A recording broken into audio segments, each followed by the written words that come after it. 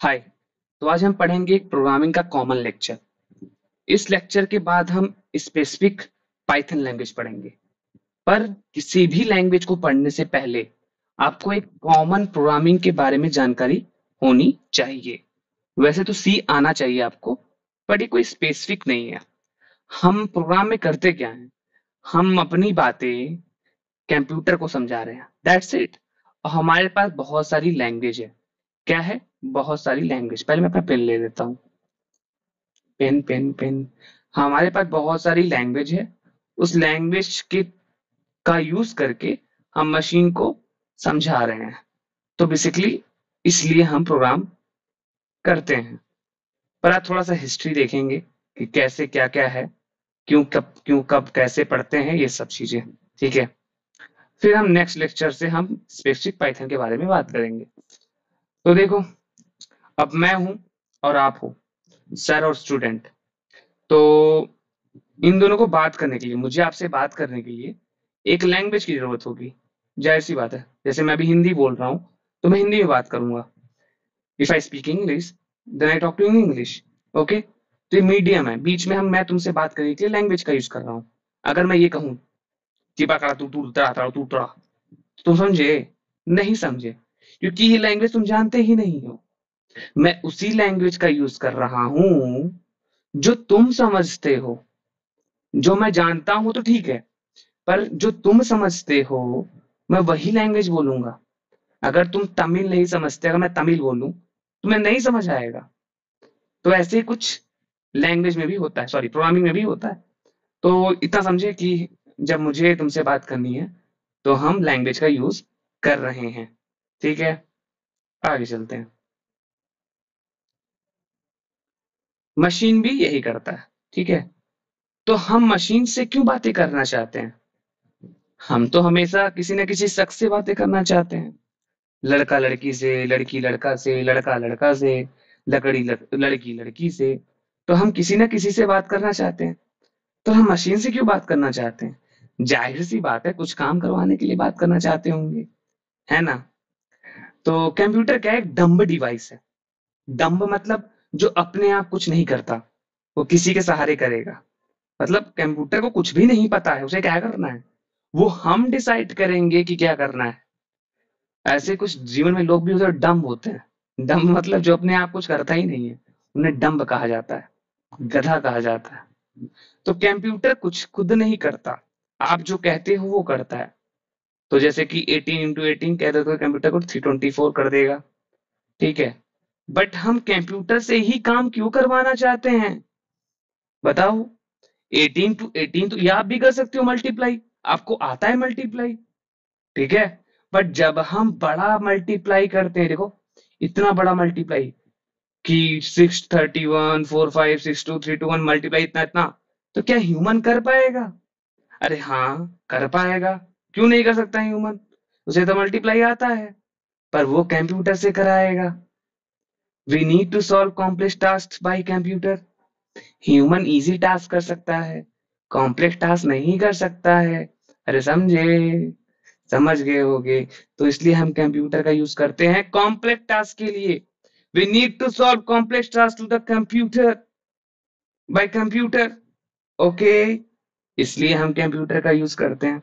तो स्टार्टिंग में हम ये छोटे मोटे टास्क करते थे कैलकुलेटर से। अरे ये बात कब की है? 1990 की बात है, जब हम लोग पैदा ही नहीं हुए होंगे तब की बात है, उसके पहले की बात है। धीरे धीरे प्रोग्राम आ रहे हैं, धीरे धीरे। अगर आज के युग में देखें, अभी अभी जो करंट सिचुएशन चल रहा है 2025, आज तो हर जगह प्रोग्राम है। बिना प्रोग्राम कुछ है ही नहीं। ठीक है। फिलहाल आगे चलते हैं। थोड़ा सी जिंदगी आगे बढ़ी और हम आगे बढ़ रहे हैं। थोड़ा सा हम एग्जाम्पल की बात कर लेते हैं क्या क्या है। जैसे गूगल मैप।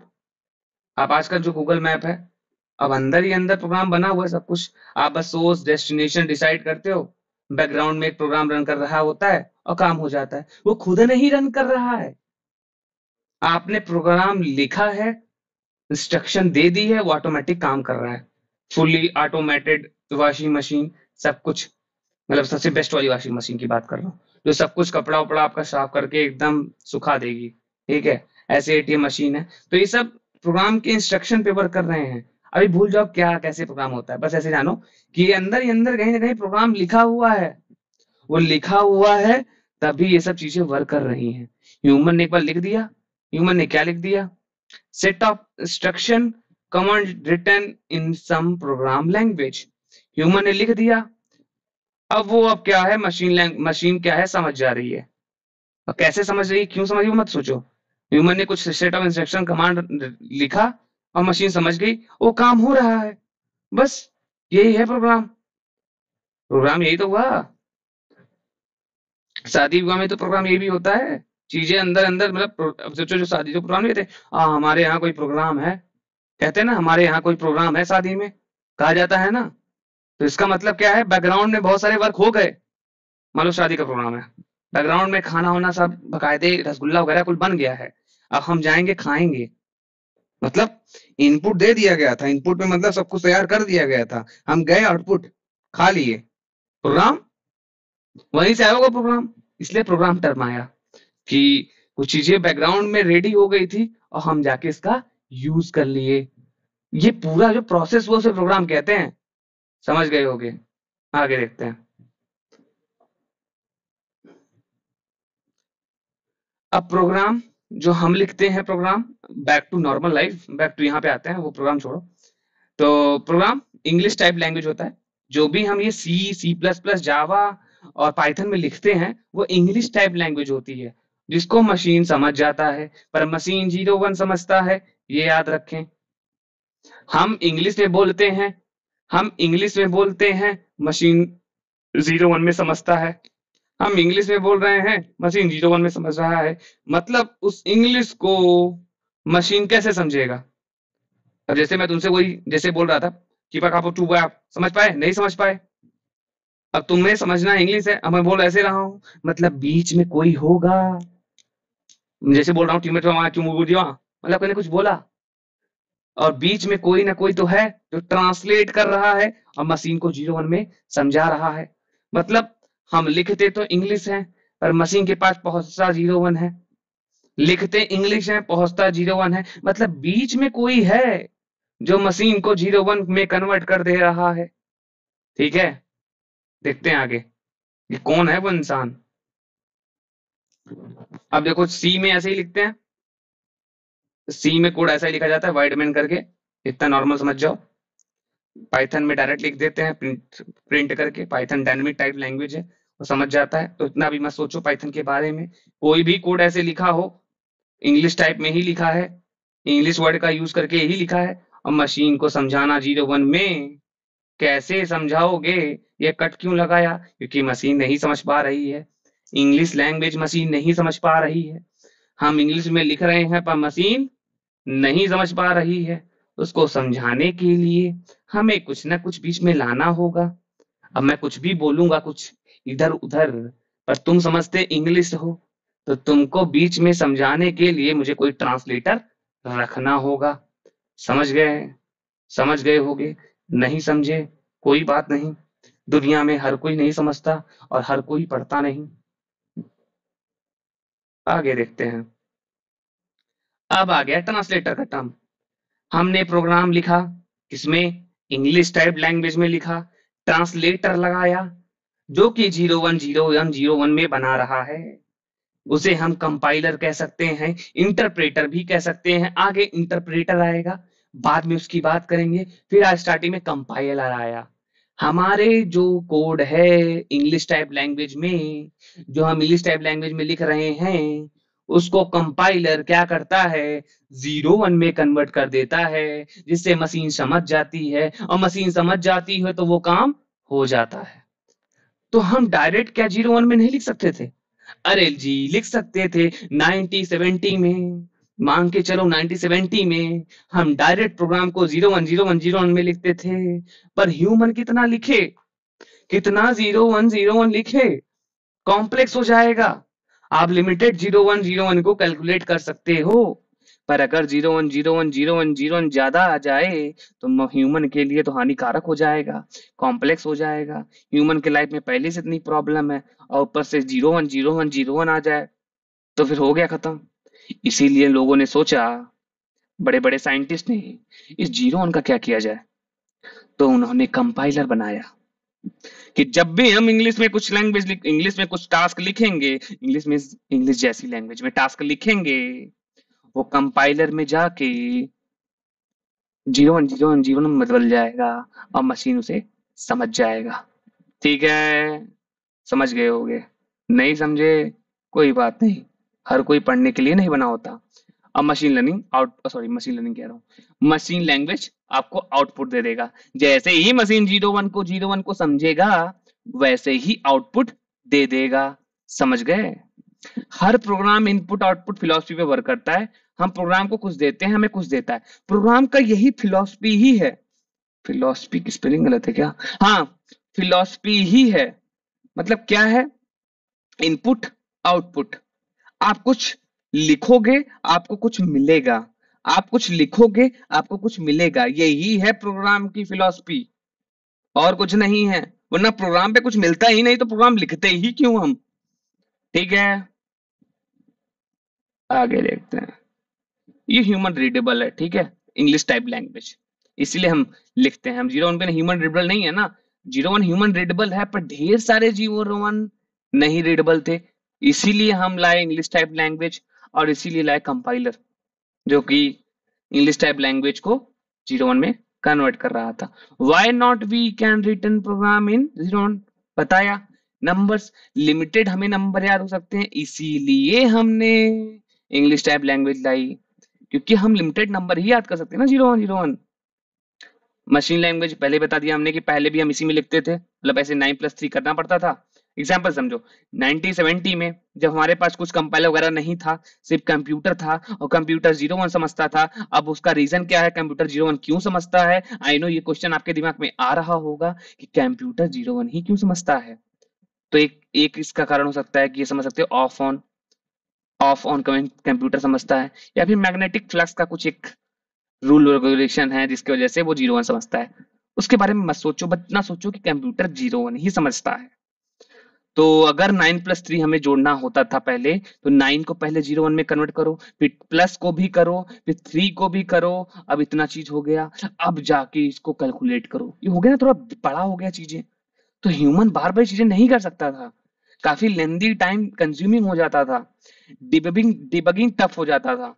कि मतलब अगर एक बार गलती कहीं हो गई, मान लो तो 9+3 छोटा नंबर था, अगर बहुत बड़ा नंबर आ गया और एक गलती हो गई, तो उसको सुधारना बहुत कठिन हो जाता है। इसीलिए हम मशीन को 01 तो 01 में लिख तो रहे थे पहले 1970 में, 1960 में, बट हम ये भी सोच रहे थे इस प्रॉब्लम को सॉल्व कैसे किया जाए। टाइम कंज्यूमिंग है, हमें 01 के साथ अच्छे नहीं हैं। अगर लिखा मैंने, इंसान थोड़ा सोचा और निष्कर्ष निकाला, हम वर्ड के साथ अच्छे हैं, हम नंबर के साथ अच्छे नहीं हो पा रहे हैं। ह्यूमन इतना नंबर नहीं झेल पा रहा है, पर वर्ड के साथ हम बहुत कंफर्टेबल हैं। तो क्यों ना वो वर्ड को कुछ कंपाइलर वगैरह दिया जाए कि वो मशीन को समझाए, हमें लिखना भी ना पड़े और काम भी हो जाए। बस इसीलिए मशीन लैंग्वेज के बाद जो अपडेशन आया, वो इसी रूप में आया, कंपाइलर के रूप में। आगे देखते हैं। ओके, जब थोड़ा सा टाइम बीता, हम मशीन लैंग्वेज कर रहे थे, 01 में प्रॉब्लम सॉल्व कर रहे थे, बड़े परेशान हो गए थे कि 01 में बार बार सॉल्व करना पड़ रहा है। तब हमने कहा, क्यों ना हम असेंबली लैंग्वेज लाएं। Assembly language, I don't know like थोड़ा ये उसी से है कि नहीं, बट ऐसे कह सकते हो, असेंबली मतलब अज्यूम। हम अज्यूम कर रहे हैं, जैसे कि एड 39, सब 81, एमयूएल मल्टीप्लाई 52, डिवीजन 12, मतलब थोड़ा थोड़ा हमने ह्यूमन फ्रेंडली बना दिया। ह्यूमन ऐड और सब्सट्रैक्ट ये सब समझ रहा है ना, अज्यूम करें, हाँ ठीक है, थोड़ा सा असेंबली लैंग्वेज ला दिया। तो हमने ऐसे लैंग्वेज में चीजें लिखने लगी। पहले हम कैसे लिखते थे, 01 में 01 डायरेक्ट मशीन समझ जाती थी। फिर हमने क्या किया, ऐसे चीजें लिखने लग गई, ऐड सब थोड़ा इंग्लिश वर्ड का यूज करके। इसे हम क्या कहते हैं, असेंबली लैंग्वेज, निमोनिक्स। ठीक है, पर कंप्यूटर तो 01 समझता है। अरे यार, कंप्यूटर गड़बड़ हो गया क्या? ये भी गड़बड़ हो गया, ठीक है। ये अब कंप्यूटर क्या समझता है, 01, और असेंबली लैंग्वेज लिख दिए। अब असेंबली लैंग्वेज को 01 में कौन कन्वर्ट करता था? असेंबलर।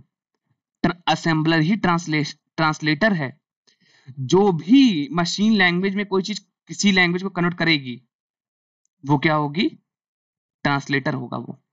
अब असेंबली लैंग्वेज थोड़ा सा इजी हो गया ना मशीन लैंग्वेज से, तो इसको क्या किया, उस पर कन्वर्ट करने लगा मशीन लैंग्वेज में। पर किसकी हेल्प से? असेंबलर की हेल्प से। असेंबलर क्या है? ट्रांसलेटर है। जैसे कंपाइलर अगर भी आएगा आगे, वैसे असेंबलर क्या है? ट्रांसलेटर है। ठीक है। तो असेंबली लैंग्वेज का ये हिस्ट्री हो गया कि मशीन लैंग्वेज के बाद हम थोड़ा बड़े हुए, थोड़ा समझदार हुए, तो हमने असेंबली लैंग्वेज बना दी। क्या बना दी? असेंबली लैंग्वेज बना दी।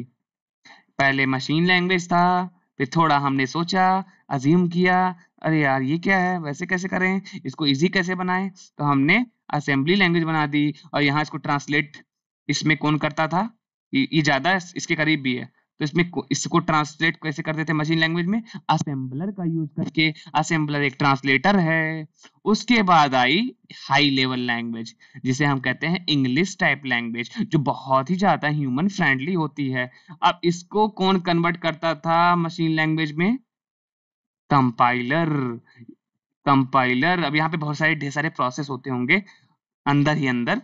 जैसे जब जाता है .exe फाइल बनती है, .out डिफरेंट डिफरेंट प्लेटफॉर्म पे बनती है, जैसे कि लिनक्स पे .out बनता है, और विंडोज पे .exe फाइल बनती है। तो बहुत सारे प्रोसेस अंदर। फिर इतना समझो कि हाई लेवल लैंग्वेज से मशीन लैंग्वेज जाने के लिए आपको कंपाइलर का यूज करना पड़ता था। असेंबली लैंग्वेज से मशीन लैंग्वेज जाने में आपको असेंबलर का यूज करना पड़ता था। तो ये हिस्ट्री रही है। ये मत सोचो बहुत कंफ्यूजिंग है, क्या कर रहे हैं। नहीं, हम बढ़ रहे हैं, हम फ्यूचर में जा रहे हैं।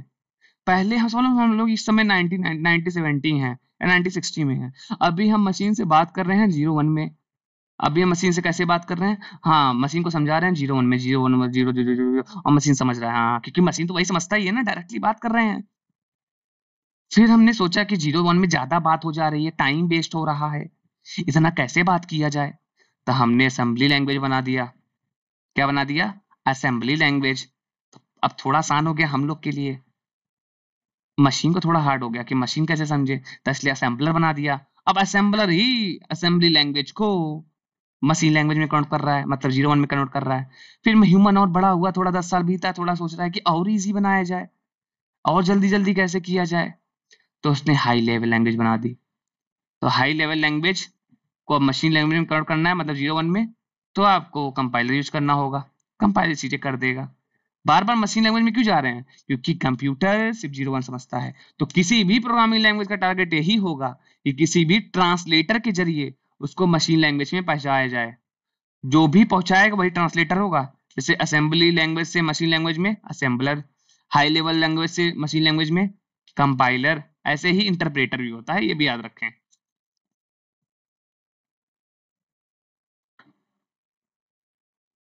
अब जैसे थोड़ा इंग्लिश टाइप का जो लैंग्वेज है, उसका जो रूल रेगुलेशन बना, डेफिनेटली वो ग्रामर से बना। किससे बना होगा? ग्रामर से।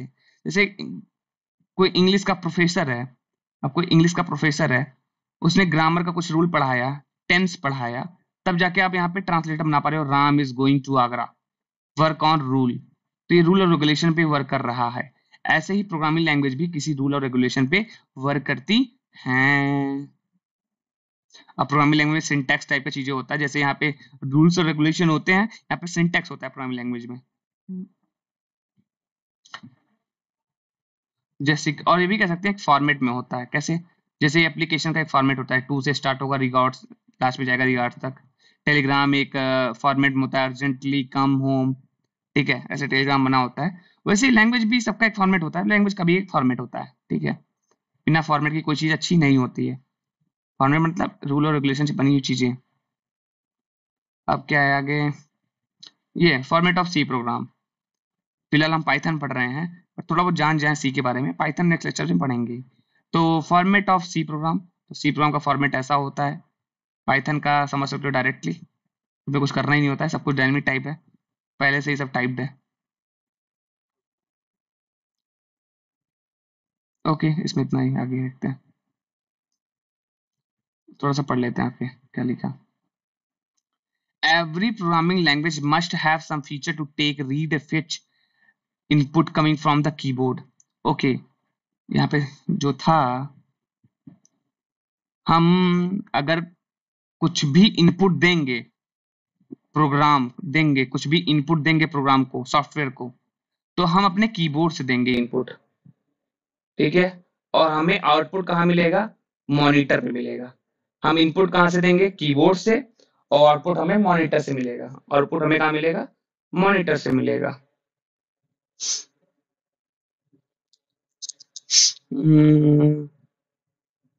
ओके, तो यही लिखा हुआ है ये, पहला मैंने बता ही दिया। दूसरा, every programming language must have some feature to print give output from the program to monitor, ठीक है, ये रहता है feature. Notes, is it necessary to learn Python language? No, programming language to interact with computer? Yes, it's important. अगर तुमको कुछ करवाना है तो ये करना ही पड़ेगा। पर अब इसके दो टाइप के लोग होते हैं जो कंप्यूटर से इंटरेक्ट करते हैं कि आपको कंप्यूटर से क्या करवाना है। एक होता है यूजर साइड और एक होता है प्रोग्रामर। प्रोग्रामर क्या करता है? वो बिल्ड कर रहा होता है, वो कैसे चीजें अंदर ही अंदर होंगी वो प्रोग्रामर कर रहा होता है, पर उसको यूज यूजर कर रहा होता है, ठीक है। इसको कौन यूज करेगा? यूजर कर रहा होता है। तो ऐसे दो लोग साइड के लोग हैं। इंटरफेस का यूज यूजर करता है और सेट ऑफ प्रोग्राम का जो आउटपुट आता है उसका यूज यूजर करता है।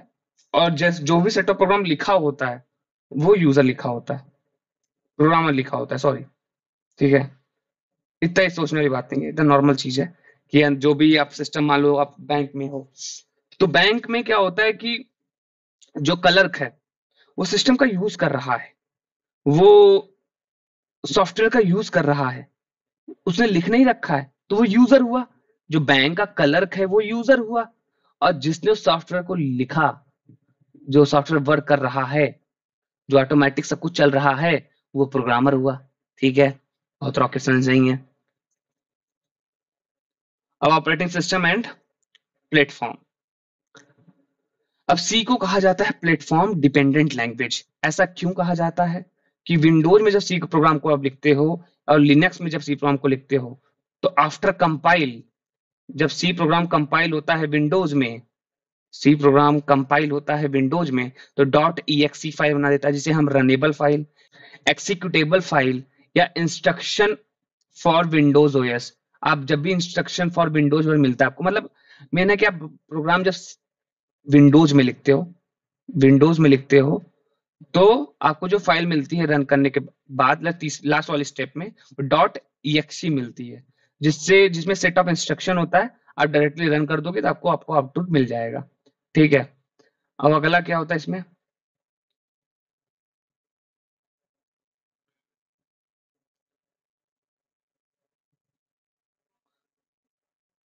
हम्म, अगर इसी सी प्रोग्राम को तुम अगर लिनक्स में रन करोगे, लिनक्स ऑपरेटिंग सिस्टम में, तो आपको कंपाइल करने के बाद आपको डॉट .out फाइल मिलता है। ये भी एक्सिक्यूटेबल फाइल है और रनेबल फाइल है, और इंस्ट्रक्शन दिखेगा आपको फिर रन करने के बाद, ठीक है।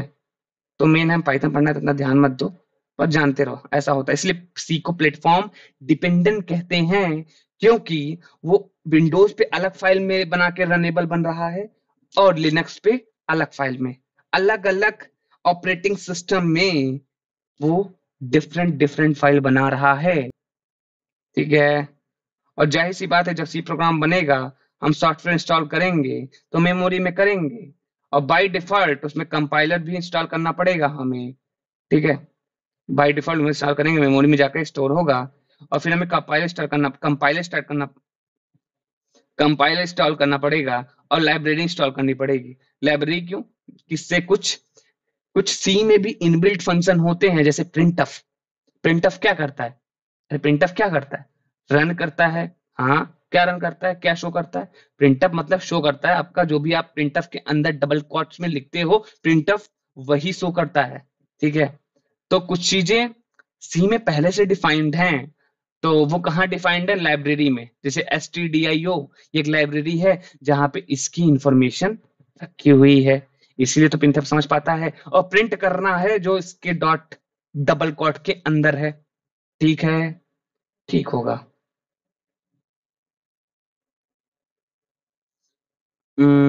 इसके बाद आई थिंक इतना ही, इसमें हेडर फाइल वगैरह जाने की जरूरत नहीं है।